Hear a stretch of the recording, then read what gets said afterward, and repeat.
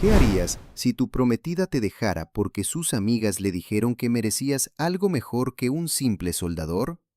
Mi novia Natalia canceló nuestra boda de 6 años porque quería explorar su potencial con gente más ambiciosa. No supliqué. Me certifiqué como soldador submarino y empecé a ganar cifras de 6 dígitos. 8 meses después, cuando me diagnosticaron un tumor cerebral, apareció en el hospital rogándome ayuda porque el hombre casado con el que salía la estafó y debía $300,000. ¿Crees que debí ayudarla o hice bien en llamar a seguridad? Quédate hasta el final, porque lo que le pasó después fue pura justicia. Tengo 25 años y trabajo como soldador certificado en un taller de fabricación local. Es un empleo estable, bien pagado y lo que más me gusta. Construyo cosas que realmente importan. Estuve 6 años en una relación con mi exprometida Natalia, de 24 años. Nos comprometimos hace 8 meses. Natalia trabaja en un salón de belleza exclusivo en el centro, de esos que cobran una fortuna por un corte de pelo. Es una mujer muy atractiva, del tipo que llama la atención en cualquier sitio y recibe invitaciones sin pedirlas. Yo soy un tipo común de los que sabe manejar una máquina MIG y reparar lo que se rompe. No soy feo, pero tampoco encajo en los estándares de modelo.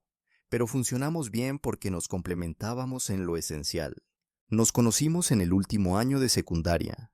Ella salía con Esteban, el clásico mariscal de campo que se creía especial solo por su número de camiseta. Yo era el chico de mecánica que pudo arreglarle el auto cuando se descompuso en el estacionamiento del colegio.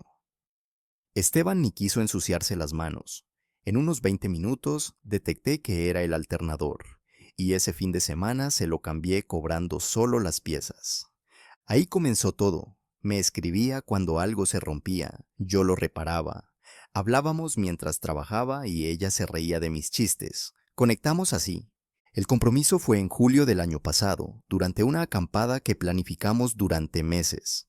Solo nosotros, una fogata y el anillo que estuve ahorrando desde febrero. Un diamante de 2 quilates con montura de oro blanco. Fueron 12 semanas de horas extra, pero valieron la pena solo por ver su expresión al recibirlo. Fijamos la boda para octubre del año siguiente. Queríamos tiempo para planear con calma y ahorrar. Mi mejor amigo, Sergio, fue el primero en enterarse. Ya era hora, me dijo. Por un momento pensé que le ibas a proponer matrimonio a tu soplete. Todo iba bien. Reservamos el lugar, contratamos a la fotógrafa, empezamos a hablar de destinos para la luna de miel. Natalia me mostraba fotos de vestidos y yo fingía tener opiniones sobre centros de mesa. El primer indicio de cambio llegó en enero, cuando empezó a ir a un nuevo centro de pilates en el centro. Carísimo. Quería ponerse en forma después de las fiestas. Lo apoyé desde el principio. El problema no fue el ejercicio, sino las mujeres que conoció. Ahí empezó a hablarme de ellas. Laura, casada con un abogado corporativo, dueña de un BMW y recién llegada de Cabo. Fernanda, saliendo con un cardiólogo, con anillo de compromiso en camino por más de $50,000. Y Valeria, recién divorciada, cobrando 8,000 mensuales de pensión y disfrutando de su soltería. Al principio eran solo anécdotas. Me comentaba cómo Laura se había comprado una cartera carísima sin pensar, o que Fernanda fue sorprendida con un viaje a Napa. Yo la escuchaba sin darle demasiada importancia. Grave error. A finales de febrero, la forma en que hablaba de ellas cambió. Ya no eran solo historias, sino reflexiones. Decía que Laura pensaba que casarse tan joven era tierno, que Fernanda no entendía por qué alguien se comprometería tan pronto teniendo tantas opciones, que Valeria repetía que estaba desperdiciando sus mejores años. La primera vez que me comentó algo así, le dije lo evidente. Esas mujeres no nos conocen, lo importante es lo que queremos nosotros. Ella asintió, dijo que no les daba importancia, que solo estaban siendo entrometidas. Pero los comentarios seguían y se volvían más directos. En marzo empezó a criticar pequeñas cosas que antes ni notaba. Que mi ropa de trabajo estaba demasiado sucia cuando la pasaba a buscar. Que el ruido de mi camioneta era molesto. Que debería pensar en nuevas metas laborales si nos íbamos a casar. Nunca fueron peleas, ni lo decía con maldad, pero cada comentario se sentía como una pequeña prueba, como si evaluara mi reacción. Respondía con calma, le explicaba que mi ropa se ensucia porque trabajo de verdad, que mi camioneta, aunque vieja, estaba pagada y era confiable, que quería certificarme como soldador submarino, lo cual duplicaría mi salario en 2 años. Siempre retrocedía cuando yo me defendía, pero notaba que lo procesaba distinto, como si comparara mis respuestas con otro modelo invisible. La ruptura vino a principios de abril. Habíamos quedado en cenar con sus padres, algo informal. Yo había estado trabajando todo el fin de semana en una obra urgente, y llegué 20 minutos tarde a su apartamento con el uniforme y algo de polvo de metal en las manos. Natalia me miró de arriba abajo. ¿Vas a ir así a casa de mis padres? Me miré. Jeans limpios, camisa con el logo del taller, botas de seguridad, un poco de polvo, pero nada ofensivo. Le respondí que venía directo del trabajo, que sus padres ya me habían visto antes así. Esto es distinto, esto es una cena, me dijo. ¿No puedes al menos cambiarte? Natalia, ya llegué tarde. Tus padres no van a molestarse por esto. Ella se quedó inmóvil unos segundos, luego agarró su bolso y salió. Bien, pero esto es vergonzoso. Esa palabra fue diferente. No era frustración, era vergüenza, como si salir conmigo fuera algo que debía justificar. La cena fue tensa. Apenas habló, revisaba su teléfono y estaba ausente. Sus padres intentaban incluirme en la conversación sobre la boda, pero Natalia contestaba de forma seca o cambiaba de tema. Cuando su padre preguntó por mi certificación de soldador submarino, ella rodó los ojos. Al volver a su departamento, intenté hablar. ¿Querés decirme qué fue eso? Nada, estoy cansada. Natalia, parecías avergonzada de estar conmigo. No estaba avergonzada, solo me hubiese gustado que hicieras un poco más de esfuerzo. ¿Para qué? ¿Para fingir que soy alguien que no soy? No contestó. Miró por la ventana todo el trayecto. Al día siguiente llamé a Sergio para desahogarme. ¿Y qué sigue? Me dijo. ¿Va a molestarse porque tus manos están curtidas por hacer cosas que duran? Abril y mayo fueron como ver un accidente en cámara lenta. Natalia no cambió de un día para otro, fue gradual, constante. El grupo del gimnasio se convirtió en su círculo principal, desplazando todo lo demás. Con el paso de los meses, empecé a notar cómo Natalia organizaba cenas y almuerzos los fines de semana con un nuevo grupo de amigas, mujeres de su gimnasio con las que compartía todo tipo de actividades. A veces cenaban juntas entre semana, otras veces hacían compras en tiendas de lujo cuyos nombres ni siquiera conocía. Cuando le pedí que me presentara a estas mujeres que parecían haberse vuelto una parte tan importante de su vida, siempre tenía una excusa lista, que estaban ocupadas, que no era el momento, que tal vez en otra ocasión. A la par, comenzó a rechazar planes con nuestros amigos de siempre. Las noches de juegos con mi grupo le parecían aburridas, no eran su estilo. Las salidas en pareja con amigos de años empezaron a parecerle demasiado juveniles para su momento de vida. Incluso dejó de acompañarme a los eventos de mi trabajo o reuniones familiares. Siempre decía que tenía clientes los fines de semana o compromisos con su nuevo grupo. Fue Sergio quien primero lo mencionó en voz alta, una tarde de abril durante una reunión casual. ¿Y Natalia?, preguntó uno de los chicos. Yo respondí que estaba en una cata de vinos con sus compañeras del gimnasio. Sergio levantó la vista de la mesa de billar. Otra vez, cuarta semana seguida. O esas mujeres beben como peces o Natalia está entrenando para sommelier. Los comentarios de ese tipo empezaron a ser más frecuentes, más directos. Y al mismo tiempo, en casa, los reproches sutiles se hicieron habituales. Me preguntaba si había pensado en modernizar el departamento, que mis camisas del fin de semana eran demasiado básicas, que deberíamos salir a sitios más exclusivos. Nunca lo decía con dureza, era más como si me ofreciera sugerencias para mejorar, siempre desde una actitud de falsa amabilidad, como si yo fuera un proyecto a medio terminar. Comencé a prestar atención a las palabras que usaba: ambicioso, sofisticado, profesional, siempre contrastándolas con lo que teníamos. Me decía que otros hombres eran ambiciosos, mientras que yo parecía conformarme, que sus nuevas amigas eran sofisticadas, mientras que nuestro grupo era infantil, que los novios de sus compañeras tenían verdaderas carreras, mientras que yo solo tenía un trabajo. Una noche de mayo, en una cerveza con Sergio, le conté algunos de los comentarios que me había hecho Natalia. ¿Te dijo que solo tienes un trabajo?, repitió él sorprendido. ¿Y qué hace Laura a Gennaro aparte de comprarse ropa deportiva con el dinero de su marido? Las cosas también cambiaron en la intimidad. Natalia se volvió más distante, menos interesada, como si su mente estuviera en otro sitio, incluso cuando estaba conmigo. Empezó a no trabajar más horas en el salón, aceptaba clientes los fines de semana y decía que tenía que hacer crecer su red de contactos. Cuando le proponía pasar más tiempo juntos, respondía que debía enfocarse en su carrera. En mayo, la situación se intensificó. Natalia empezó a hacer comparaciones directas.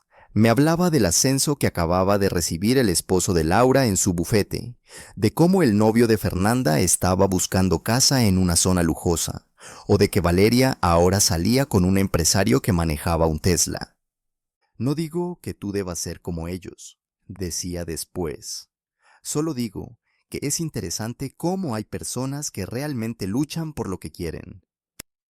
Intenté tener una conversación seria varias veces. Le pregunté si estaba insatisfecha con la relación, si necesitaba algo distinto de mí. Incluso le propuse retrasar la boda para aclarar lo que estaba pasando. Siempre negaba que hubiera un problema. Decía que me quería tal y como era, y acto seguido, sugería otra cosa que debía mejorar. Empezó a insistir con el tema de que obtuviera una certificación en soldadura submarina. Me preguntaba constantemente cuándo comenzaría el curso, cuánto podría ganar después, si estaría dispuesto a mudarme por mejores oportunidades. Había hecho su propia investigación y estaba convencida de que ese era el camino para que yo cumpliera con mi potencial. El punto de quiebre llegó a fines de mayo.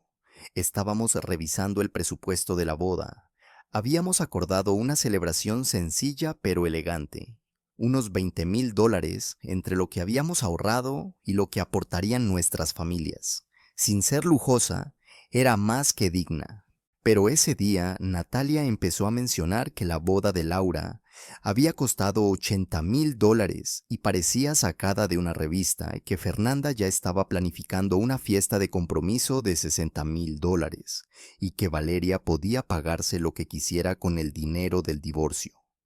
No digo que debamos gastar eso, comentó Natalia, pero ¿no crees que podríamos lograr algo mejor si nos esforzáramos un poco más?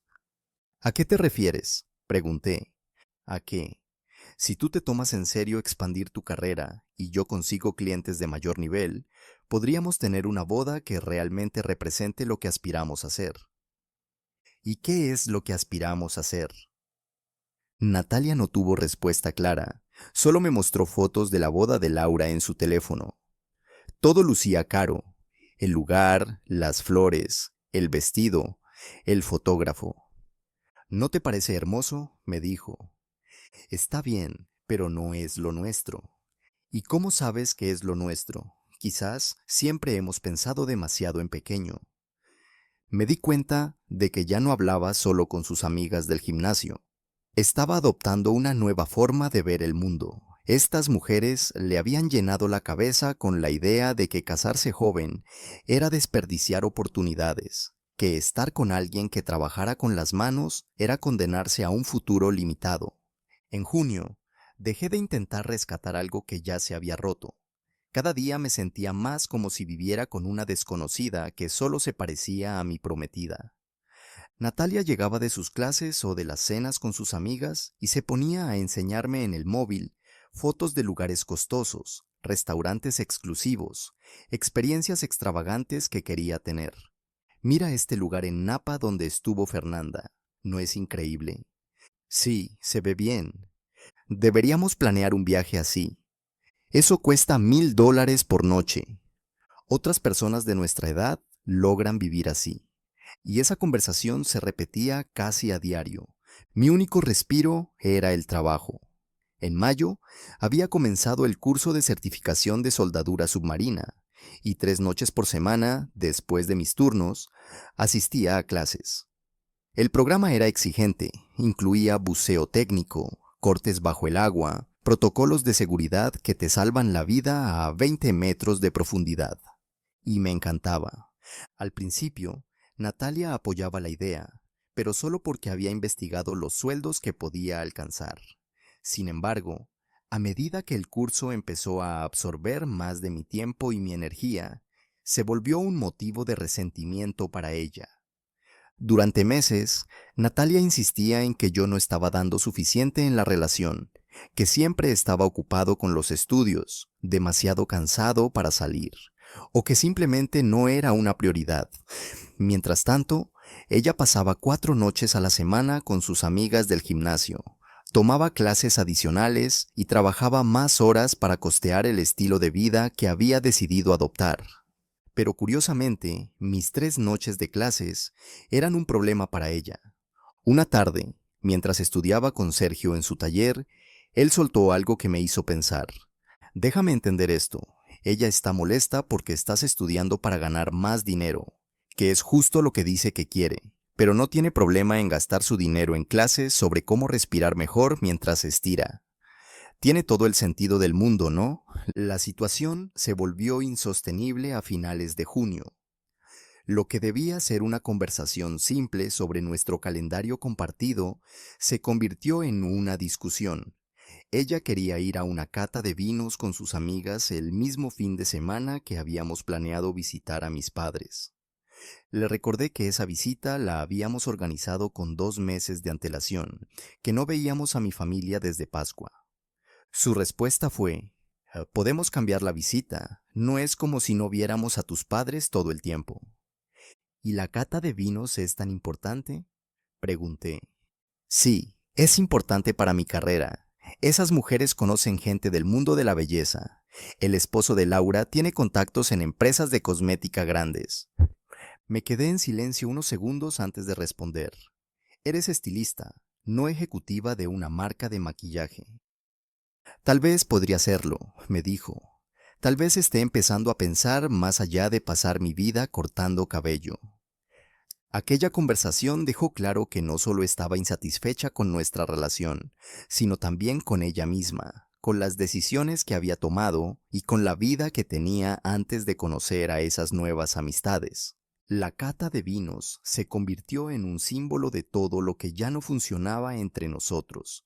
Fue de todos modos y regresó 3 horas tarde, algo mareada y llena de historias sobre la gente maravillosa que había conocido.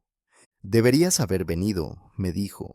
Habrías aprendido mucho sobre lo que la gente exitosa hace los fines de semana. Y visitar a mis padres como habíamos planeado no cuenta como algo valioso. A veces hay que elegir entre estar cómodo y ser ambicioso. Le conté a Sergio lo que me había dicho y su reacción fue un sarcasmo perfecto.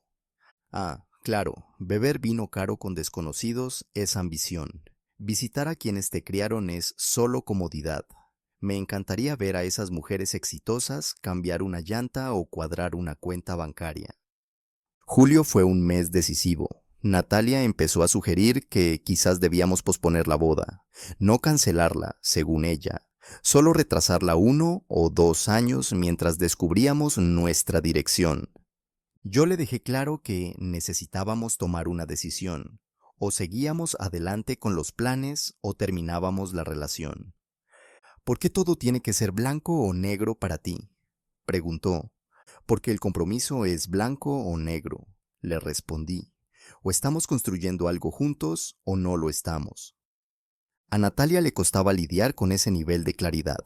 Estaba acostumbrada a conversaciones abiertas, decisiones modificables, donde siempre existía margen para cambiar de rumbo.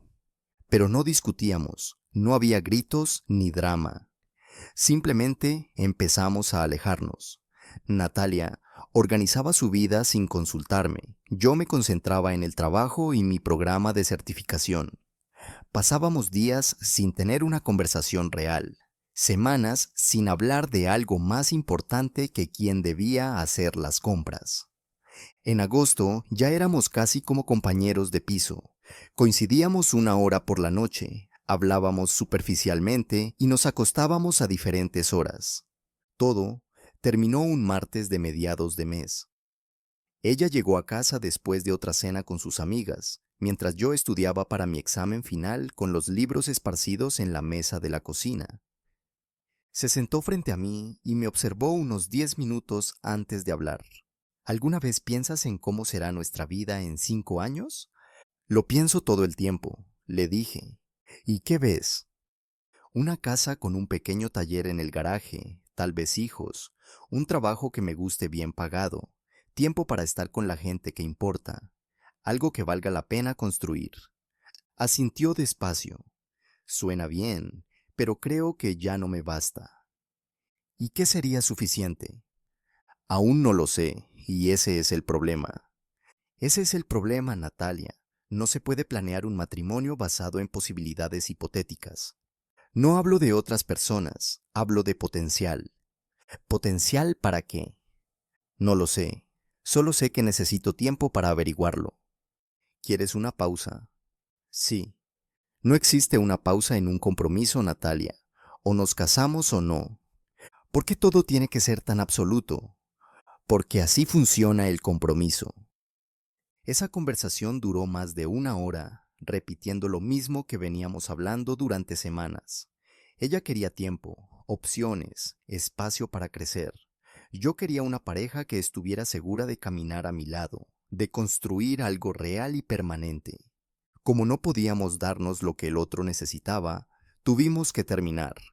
3 días después, un viernes por la noche, ocurrió la ruptura definitiva. Después de pensar en todo lo hablado, ninguno de los dos había cambiado de postura.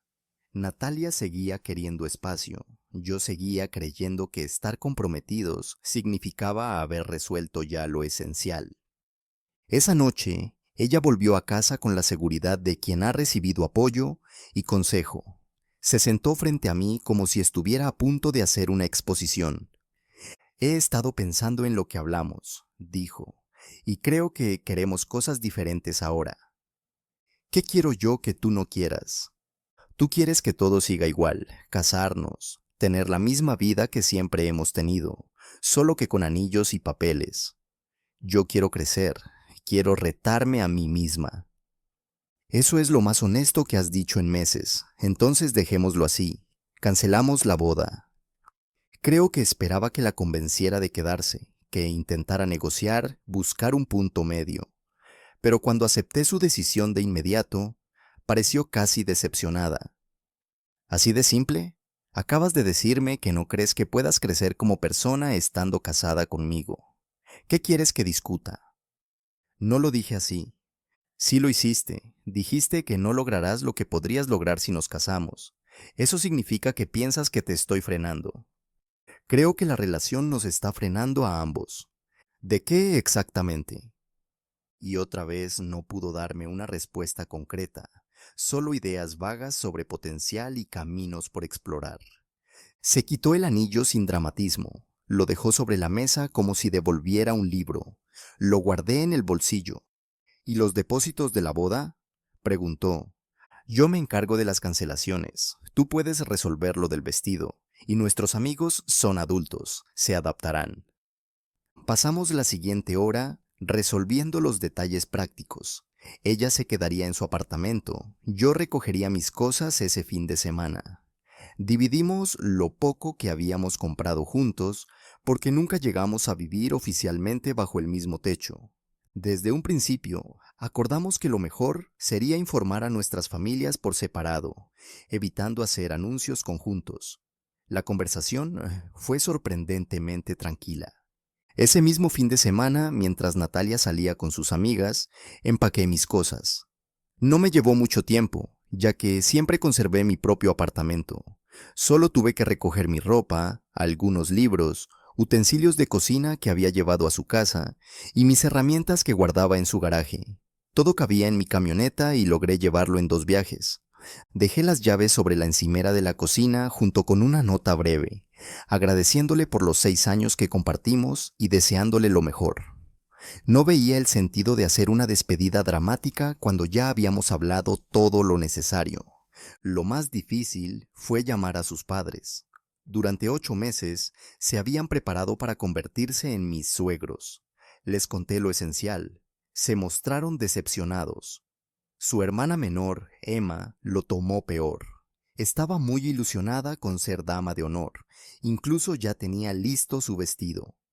Le expliqué que a veces los adultos descubren que no son tan compatibles como pensaban, y que es preferible darse cuenta de eso antes de casarse, no después. Mis propios padres, en cambio, se sintieron aliviados, lo cual me sorprendió al principio. Luego me confesaron que les preocupaba el cambio de actitud de Natalia en los últimos meses. Al parecer, no había ocultado tan bien mi frustración como creía. Tampoco sorprendió mucho a nuestros amigos en común. Varios comentaron que ya habían notado que Natalia estaba distinta últimamente, más crítica, menos interesada en los planes grupales. Lo único que realmente me tomó por sorpresa fue lo rápido que ella siguió adelante. En menos de 2 semanas ya publicaba fotos en restaurantes caros y escapadas de fin de semana con sus nuevas amigas del gimnasio. Su perfil en redes sociales cambió por completo. Desaparecieron las fotos de pareja y reuniones familiares. Ahora eran imágenes de ella sola o en grupo, siempre rodeada de su nuevo entorno. Por mi parte, decidí alejarme de las redes durante el primer mes. No necesitaba ver actualizaciones de su nueva vida, ni leer explicaciones públicas sobre el final de nuestra relación. Sergio fue el primero en aparecer después de la ruptura. Llegó a mi apartamento con una caja de cervezas y ese estilo suyo tan peculiar de mostrar apoyo emocional. Así que Natalia por fin puede explorar todo su potencial, ¿eh? Dijo mientras abría una botella. Le doy 3 meses antes de que te escriba diciendo que la clase de yoga no la preparó para el mundo real. De septiembre a noviembre, me enfoqué en reconstruir mi vida como hombre soltero y retomar los objetivos que me había planteado antes de que Natalia decidiera que nuestra relación era un obstáculo. Terminé mi certificación en soldadura submarina a principios de octubre. Aprobé todos los exámenes, tanto técnicos como prácticos, en el primer intento. Fue un programa exigente, pero disfruté de cada parte, sobre todo la resolución de problemas que implican las reparaciones bajo el agua. Una semana después de certificarme, recibí 3 ofertas de trabajo. Es una especialidad con poca gente realmente calificada. Elegí una empresa que se dedica a reparar infraestructuras como puentes, presas y plataformas marinas en el sureste del país. La remuneración era justo lo que esperaba. Mi primer contrato fue una inspección y reparación de un puente que me pagó $2,800 por un fin de semana de trabajo. No está mal para alguien que, según algunos, no tenía suficiente ambición. En noviembre me mudé a un apartamento más amplio, 2 habitaciones, espacio de garaje para mi camioneta y las herramientas, y un área de taller para proyectos personales. No era lujoso, pero sí cómodo y práctico. Empecé a ahorrar para el anticipo de una casa, con la idea de comprar en un par de años. El trabajo me mantenía ocupado y satisfecho. Mi empleo habitual en la fabricación ofrecía ingresos estables y proyectos interesantes, mientras que los contratos de soldadura submarina eran tanto desafiantes como rentables. Aprendía constantemente, resolvía problemas inéditos y desarrollaba habilidades que muy pocos tenían. También volví al gimnasio de forma constante, por primera vez desde la secundaria. No lo hacía por imagen ni para demostrar algo. El trabajo bajo el agua exige buena condición física. Salir con alguien no era mi prioridad, pero tampoco lo evitaba. Salí con algunas mujeres que conocí por amigos o colegas. Nada serio, solo cenas o alguna película. Era agradable compartir tiempo con personas que me aceptaban tal como era, en lugar de intentar moldearme. De vez en cuando, a través de conocidos, me enteraba de lo que pasaba con Natalia. Seguía trabajando en el salón, pero además tomaba clases de técnicas avanzadas de belleza. Aún salía con su grupo de amigas del gimnasio. aunque según algunos, las cosas entre ellas empezaban a tensarse. Había comentarios sobre dinero y cierta competencia por atraer la atención dentro de los mismos círculos sociales. En noviembre me encontré con Laura en una cafetería del centro, una de las amigas de Natalia, casada con un abogado, la del BMW y los viajes a cabo. Me reconoció y se acercó a saludarme.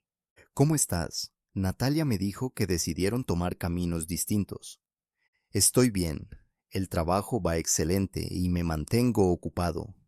Me alegra saberlo. Natalia mencionó que te estabas metiendo en un tipo de soldadura especializada. ¿Cómo se llama? Soldadura submarina. Acabo de terminar la certificación. Laura pareció interesada de verdad. Debe ser fascinante. Y muy bien pagada, supongo. Mi esposo tiene clientes en el sector marítimo. Siempre se quejan de lo difícil que es encontrar soldadores calificados para ese tipo de trabajos. Hablamos unos minutos más sobre el trabajo y conocidos en común.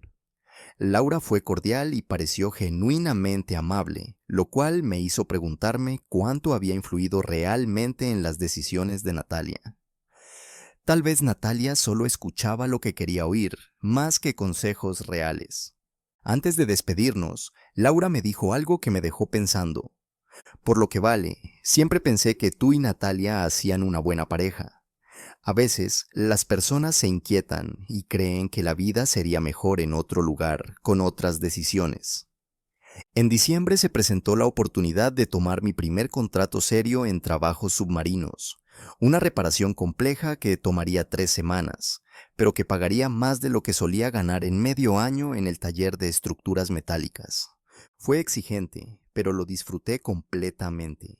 El equipo estaba formado solo por 5 especialistas, cada uno con experiencia en un área distinta de la construcción submarina. La coordinación era perfecta, había confianza mutua y un fuerte sentido de orgullo por resolver problemas que la mayoría ni siquiera sabría por dónde abordar. Entre el trabajo habitual y esos contratos bajo el agua, empecé a ganar más dinero del que alguna vez había proyectado. Incluso llegué a plantearme la posibilidad de comprar una casa antes de lo que pensaba. Mis ahorros y el nuevo ritmo de ingresos lo hacían viable. Sergio me ayudó a visitar algunas propiedades durante los fines de semana de ese mes. Fiel a su estilo, su forma de felicitarme fue directa, pero con tono irónico. Así que ya ganas 6 cifras haciendo algo que la mayoría no puede ni pronunciar. Y Natalia dice que te faltaban aspiraciones. Estoy empezando a pensar que esas clases de fitness le afectaron más que solo la elasticidad. En enero comenzaron las molestias. Al principio eran punzadas breves detrás del ojo izquierdo, especialmente cuando trabajaba en posturas incómodas o en tareas técnicas bajo el agua.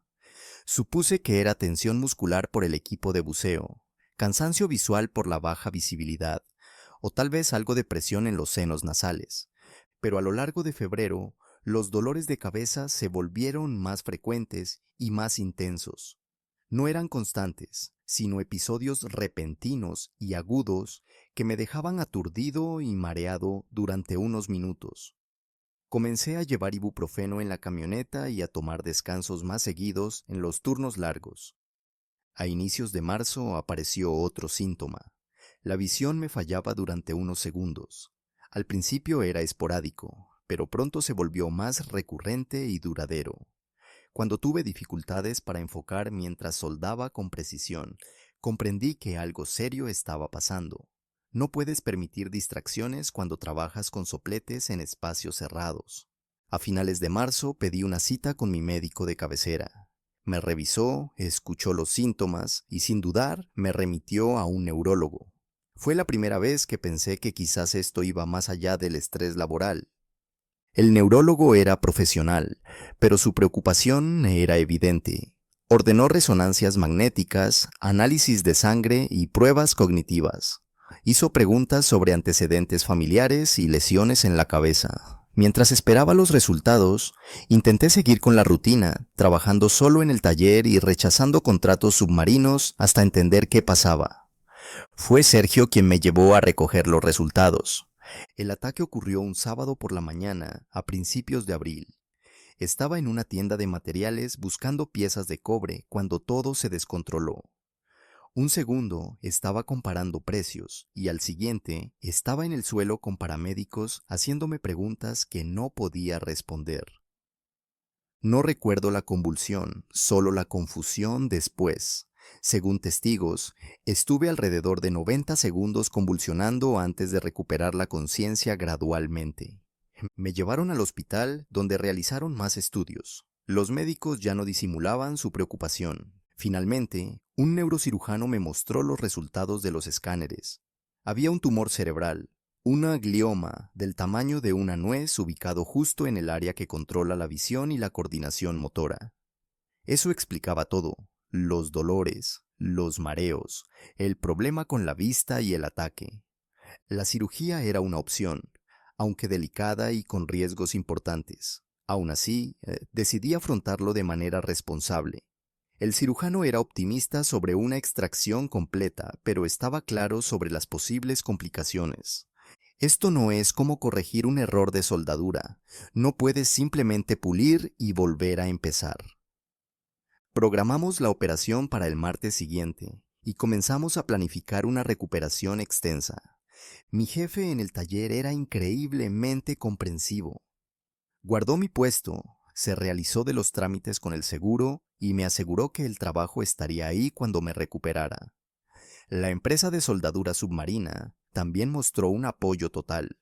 ¿Sabes lo difícil que es encontrar personal calificado?, me dijeron, y me dieron su respaldo.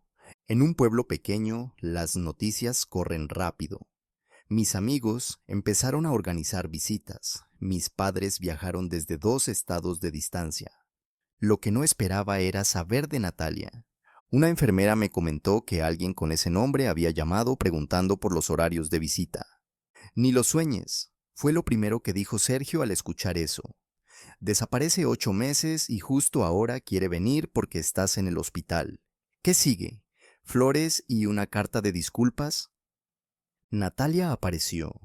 Ese sábado, 3 días antes de la cirugía, yo estaba leyendo las instrucciones preoperatorias cuando entró a la habitación. Tenía los ojos enrojecidos, pero lo que vi en su mirada no era preocupación por mi salud, sino otra clase de urgencia. Me enteré de lo que pasó. ¿Cómo te sientes? Estoy bien. La operación es el martes. Después, recuperación. Se sentó sin que se lo pidiera y comenzó a hablar como si no hubiera pasado el tiempo. Comentó sobre los médicos, el procedimiento, la visita de mis padres. Parecía que solo quería hacer conversación hasta que cambió el tono. Escucha, sé que no es el mejor momento, pero necesito hablar con alguien en quien confío. Estoy enfrentando algunos problemas. Ahí estaba, no dijo, siento lo que estás viviendo. Solo necesito algo de ti. Deberías irte, le dije directamente. Por favor, solo escúchame. Cometí errores serios y no sé qué hacer. Natalia, me van a operar el cerebro en 3 días. No quiero escuchar tus problemas. Apenas cruzó la puerta de la habitación, su aparente preocupación se esfumó y en su lugar volvió esa actitud arrogante que recordaba perfectamente desde el día en que terminamos. Está bien, pero estoy en una situación muy seria, dijo ella. El hombre con el que salía resultó estar casado y su esposa está intentando arruinarme la vida. Además, unos supuestos amigos me convencieron de invertir en bienes raíces que eran completamente falsos. Ahora debo casi $300,000. La observé en silencio, sin expresar ni una sola emoción. ¿Y pensaste que esto me importaría? ¿Por qué?, le pregunté. Porque estuvimos juntos 6 años, porque tú me conoces mejor que nadie, porque perdí mi trabajo, no puedo pagar el alquiler, y la gente en la que confiaba simplemente desapareció. Parece que conseguiste exactamente lo que buscabas. ¿Qué se supone que significa eso? Querías descubrir tu potencial, salir con personas más ambiciosas, ver de qué eras capaz. ¿Y cómo va todo eso? Su tono cambió por completo. La voz le temblaba entre desesperación y enojo. Sé que cometí errores, de acuerdo. Dije cosas que no debía, pero pensé que serías lo suficientemente maduro como para ayudarme en este momento. ¿Ayudarte con qué? ¿Con los problemas que provocaste cuando decidiste que yo no era suficiente para ti? Presioné el botón para llamar a la enfermera. Cuando se dio cuenta de lo que hacía, perdió el control. ¿Estás hablando en serio? ¿Te estoy diciendo que necesito ayuda y tú llamas a seguridad? La enfermera entró de inmediato. Señora, por favor, baje la voz. Esto es absurdo. Estábamos comprometidos. Íbamos a casarnos. No puedes desechar 6 años por un error. Señora, repitió la enfermera con más firmeza, necesito que se retire del cuarto. Dos guardias de seguridad aparecieron en la puerta mientras Natalia comenzaba a gritar con más fuerza. Todavía te amo. Sigo preocupada por ti. Todo lo que dije fue una estupidez y me equivoqué. Lo siento. Uno de los guardias intervino. Señora, venga con nosotros, por favor. Estás cometiendo un gran error. Yo fui lo mejor que te pasó y te vas a arrepentir. Mientras se la llevaban, sus gritos resonaban por el pasillo. Hablaba de lo injusto que era todo y de cómo solo intentaba arreglar las cosas. La enfermera negó con la cabeza y me preguntó si me encontraba bien. Nunca estuve mejor, le respondí con sinceridad. Una hora después, llegó Sergio con 2 cafés en la mano y esa expresión de quien ya conoce toda la historia gracias a las enfermeras. Le conté lo ocurrido desde la visita inesperada de Natalia hasta su petición de ayuda. Cuando terminé, soltó. O sea, que sale con un tipo casado, sus amigos la estafan, pierde el trabajo y luego decide venir a pedir auxilio al hombre que abandonó por no ser lo suficientemente ambicioso. Es como prender fuego a tu casa y luego pedirle al cuerpo de bomberos que te preste plata. La cirugía fue un éxito rotundo. Duró más de 8 horas, pero lograron remover por completo el tumor sin dejar márgenes ni complicaciones. La recuperación fue impecable. 10 días en el hospital, seguidos de 6 semanas en casa de mis padres, hasta que recuperé por completo mi fuerza y coordinación. Sergio me visitaba casi a diario durante ese tiempo, trayendo novedades del trabajo y versiones cada vez más absurdas de lo que les contaba a los vecinos sobre mi condición. Una vez le dije a la señora Peterson que tuvieron que reemplazar parte de tu cerebro con una antorcha de soldadura, y le creyó por unos 30 segundos hasta que mencioné que la llama podía afectarte el sueño. Mientras sanaba, recibí algunas visitas esporádicas de Emma, quien también me mantenía informado sobre la situación de Natalia. Lo que ella me había confesado en el hospital no era ni la mitad de grave.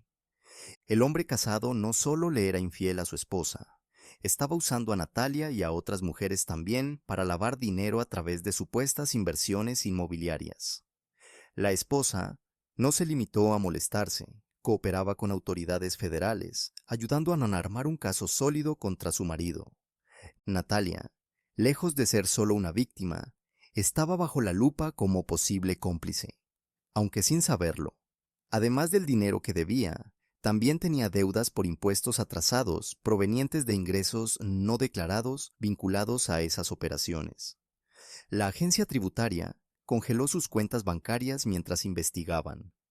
El salón de belleza no la despidió solo por el escándalo de la relación. Descubrieron que Natalia había estado cobrando de más a sus clientas y quedándose con la diferencia. Y sus amigas, esas con las que solía presumir, no solo desaparecieron, se alejaron activamente para evitar cualquier vínculo con la investigación criminal. Pero lo más revelador fue lo que ocurrió con sus padres, cuando se enteraron de cómo me había tratado y escucharon de boca de Emma el espectáculo que armó en el hospital, decidieron no prestarle ayuda. Consideraban que debía enfrentar las consecuencias por sí misma. Al final, Natalia tuvo que declararse en bancarrota. Perdió su apartamento y terminó mudándose con una tía lejana en otro estado. La investigación federal la siguió hasta allá. Fue acusada formalmente de conspiración para cometer fraude, aunque terminó aceptando una reducción de cargos a cambio de colaborar y pagar una restitución. Para agosto, ya había vuelto a trabajar a tiempo completo, incluyendo contratos submarinos. En cuanto mi salud estuvo completamente restablecida, Regresé al trabajo sin limitaciones. Retomé los contratos en entornos submarinos, algo que me devolvió no solo la rutina, sino también una sensación de propósito y control. Los médicos confirmaron que todo había salido bien. No había secuelas neurológicas ni físicas. Era como si hubiera recuperado más que el cuerpo. Recuperé claridad. Un fin de semana, mientras organizaba el taller y revisaba mi equipo de trabajo, encontré una pequeña caja que no abría desde hacía meses. Dentro estaba el anillo, ese símbolo de algo que ya no tenía valor. Lo llevé a una joyería especializada y lo vendí sin pensarlo demasiado. Con ese dinero inicié el proceso para comprar un lugar propio, una casa donde construir una nueva etapa. No por impulso ni por despecho, sino como una forma de cerrar un ciclo, dejar atrás lo que fue sin cargar con lo que ya no tiene sentido conservar. Esta historia me enseñó algo que nunca olvidaré. Cuando alguien te deja porque cree que merece algo mejor, no es tu trabajo demostrarle lo contrario. Es su trabajo descubrir que se equivocó y para entonces ya será demasiado tarde. Natalia eligió escuchar a personas que la llenaron de fantasías sobre una vida que nunca construyeron con su propio esfuerzo. Cambió algo real y sólido por promesas vacías y apariencias. Cuando todo se derrumbó y necesitó ayuda, volvió al hombre que había despreciado. Pero yo ya no estaba esperándola, porque mientras ella perseguía ilusiones, yo estaba construyendo una vida real. La mejor venganza no es el rencor, es la indiferencia que nace del éxito y la paz interior. Ahora quiero saber tu opinión. ¿Crees que debí ayudarla cuando apareció en el hospital o hice bien en llamar a seguridad? ¿Alguna vez has estado con alguien que te hizo sentir que no eras suficiente? Déjamelo saber en los comentarios. Y si esta historia te hizo reflexionar sobre el valor de mantener tu dignidad y seguir adelante sin mirar atrás, suscríbete al canal porque aquí compartimos historias reales de personas que convirtieron el rechazo en motivación y la pérdida en ganancia.